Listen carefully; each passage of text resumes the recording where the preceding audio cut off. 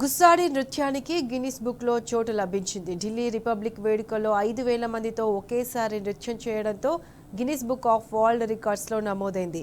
కొమరం భీం ఆసిఫాబాద్ జిల్లా తిర్యాని మండలం దంతన్పల్లికి చెందిన 15 మంది గుస్సాడి కళాకారులకు ఈ కార్యక్రమంలో పాల్గొన్నారు. గిన్నిస్ బుక్ ఆఫ్ వరల్డ్ రికార్డ్స్లో చోటు లభించడం పట్ల ఆదివాసీలు ఆనందం వ్యక్తం చేశారు. ఇక ఇదే అంశంపై పూర్తి అప్డేట్స్ మా ప్రతినిధి ఉమేష్ అందిస్తారు. నృత్యానికి గిన్నిస్ బుక్లో చోటు దక్కింది. ఢిల్లీలో జరిగిన రిపబ్లిక్ డే వేడుకల్లో 5,000 మంది ఈ నృత్యంలో పాల్గొనగా కొమరం భీం ఆసిఫాబాద్ జిల్లాకు చెందిన 25 మంది కళాకారులు ఈ నృత్య వేడుకల్లో పాల్గొన్నారు. తిర్యాని మండలం దంతన్పల్లికి చెందిన కొలాం తెగకు చెందిన 15 మంది కళాకారులు ఈ గుస్సాడి నృత్యంలో ఢిల్లీలో ప్రదర్శన ఇచ్చారు. ప్రస్తుతం మనతో పాటు మాట్లాడడానికి ఢిల్లీలో రిపబ్లిక్ డే వేడుకల్లో ఏదైతే కొమరం భీం ఆసిఫాబాద్ జిల్లా టీం లీడర్గా వివరించినటువంటి గంగాధర్ గారు, చెప్పండి, మీకు ఈ ఆలోచన ఎట్లా వచ్చింది? గుస్సాడి నృత్యం అంటే మీకు ఎట్లా ఈ అవకాశం వచ్చింది? ఇది గుస్సాడి అనేది దండారి నుంచి వచ్చినటువంటి ఇది నృత్యం. ఇది మనకు తాత ముత్తాతల నుంచి దీపావళి కంటే ముందు దండారితో పాటు ఇది మేము చేసేటటువంటి నృత్యం. ఇది మేము గత 10 సంవత్సరాల నుంచి ఈ బృందం మేము అంటే బయట మన జిల్లానే కాకుండా వేరే జిల్లాలలో, మన స్టేట్ కాకుండా వేరే రాష్ట్రాలలో ఈ గుస్సాడి నృత్యం అనేది మేము నిర్వహిస్తున్నాం. ఇది గత డిసెంబర్ మొదటి వారంలో కేంద్ర ప్రభుత్వం నుంచి సంగీత్ నాటక అకాడమీ ద్వారా ఒక పోర్టల్లో అది గణతంత్ర దినోత్సవం 2025 జనవరి 26కు ప్రోగ్రాం గురించి ఒక పోర్టల్ అనేది రావడం జరిగింది.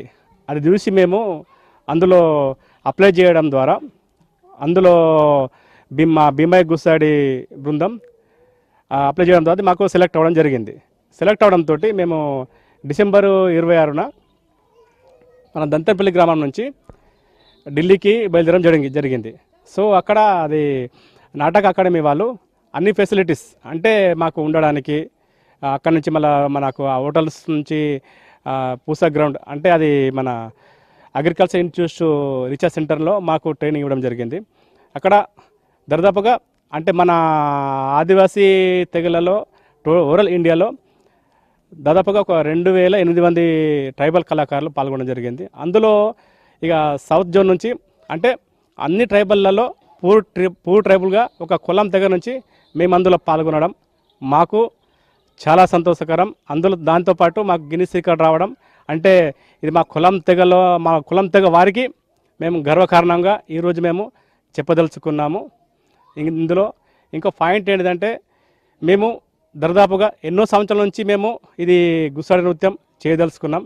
కానీ ఇందులో మన కులం తెగ వాళ్ళు బాగా బ్యాక్లాడ్ ఉంటారు కాబట్టి దీనికి సో మాకు ఏదైతే అంతరించిపోతున్న తెగను కాపాడడం కోసం కేంద్ర ప్రభుత్వం PM జన్మన్ ద్వారా అన్ని పథకాలు చేపట్టి వాళ్ళను రక్షించుకోవడానికి ముందుకు తీసుకొస్తుంది. అలానే ఇందులో మేము కులం తెగ నుంచి కూడా మేము గిన్నిస్ రికార్డు సాధించడం ద్వారా మా యొక్క తెగను గుర్తించి మా కళను గుర్తించి ఏదైతే PM జన్మన్ ద్వారా అన్ని డెవలప్మెంట్ చేస్తున్నారో వాటన్నింటికి కూడా ఈ తెగను గుర్తించినందుకు మాకు గిన్నిస్ రికార్డు వచ్చినందుకు. ఎందుకంటే ఇందులో మా బృందంలో ఉన్న సభ్యులందరూ కూడా వ్యవసాయ కూలీలే.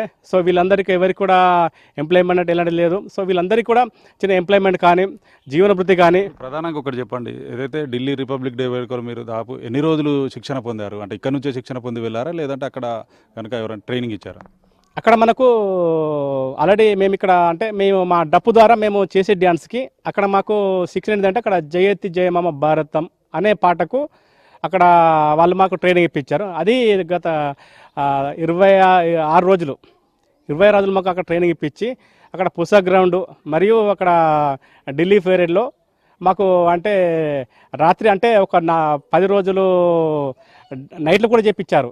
ఎందుకంటే డేలో ట్రాఫిక్ ఇబ్బందులు ఉంటాయని రాత్రి ట్రాఫిక్ అంతా ఎక్కడక్కడ క్లోజ్ చేసుకొని ఢిల్లీలో పెరేడ్ గ్రౌండ్లో ట్రైనింగ్ కూడా ఇప్పించడం జరిగింది. ప్రధానంగా ఒకటి చెప్పండి, ఏదైతే ఈ గుస్సాడి నృత్యాన్ని బయట ప్రపంచానికి పరిచయం చేసినటువంటి పద్మశ్రీ కనకరాజు ఇప్పుడు మన మధ్య లేకపోయినప్పటికీ మీరు ఏదైతే సాధించిన ఘనత ఆయన కనుక బతికున్నట్లయితే ఎంతో సంతోషించేవారు. దీన్ని ఎట్లా ఫీల్ అవుతున్నారు మీరు? ఇది ఇప్పుడు పద్మశ్రీ కనకరాజు బతికి ఉంటే గింట ఇప్పుడు ఈ గుస్సాడి నృత్యానికి గిన్నిస్ రికార్డు రావడంతో తను కూడా ఎంతో సంతోషపడేవారు. తను ఇప్పుడు లేనందుకు మేము కూడా చాలా బాధపడుతున్నాం. సో ఎందుకంటే ఇప్పుడు తనకు పద్మశ్రీ వచ్చినందుకు మేము కూడా చాలా సంతోషపడ్డాం. కానీ ఇప్పుడు అతను ఇప్పుడు గుసడికి గిన్నిస్ రికార్డ్ రావడంతో తను లేనందుకు మేము కూడా చాలా బాధపడుతున్నాం. అంటే ప్రధానంగా చెప్పండి, ఏదైతే ఈ గుస్సాడి నృత్య కళాకారులు, మీ కొలాం తెగకు సంబంధించి గుస్సాడి నృత్య కళాకారులు ప్రధాన జీవనాధారం ఏంటి? వీళ్ళు అంటే ఎట్లా వీళ్ళు ఏం చేస్తుంటారు మిగతా సమయాల్లో?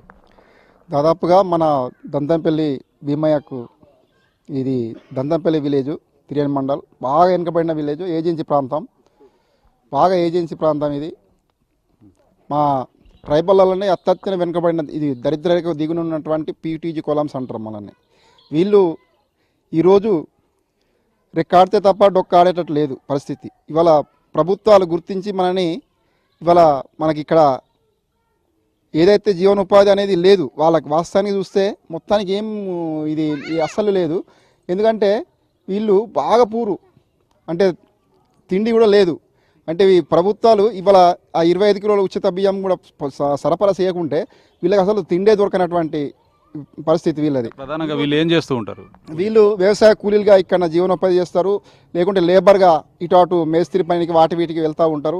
వీళ్ళని ప్రభుత్వం గుర్తించి ఇవాళ ఈరోజు ఢిల్లీ వరకు పోయి మనల్ని ఈరోజు బాగా ఎంతో గిన్నిస్ బుక్ల అవార్డు సాధించినందుకు మా వాళ్ళకి రాష్ట్ర కేంద్ర ప్రభుత్వం నెల జీవనోపాధి కల్పించాలనేదే మా ఆవేదన.